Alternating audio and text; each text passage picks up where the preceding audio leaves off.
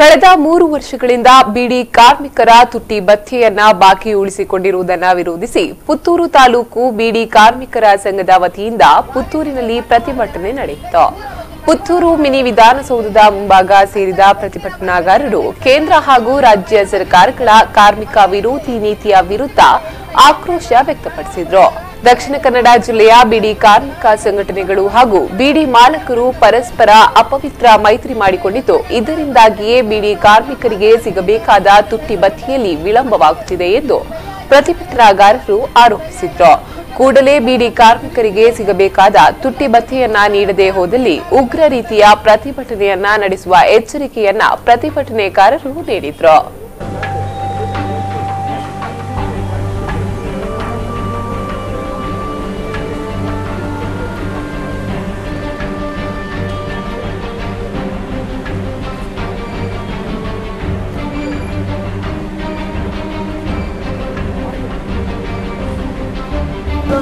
communist ಹೋರಾಟಕ್ಕೆ ಪುತ್ತೂರು ತಾಲೂಕು ಬೀಡಿ ಕಾರ್ಮಿಕ ಸಂಘದ ನೇತೃತ್ವದ ಹೋರಾಟಕ್ಕೆ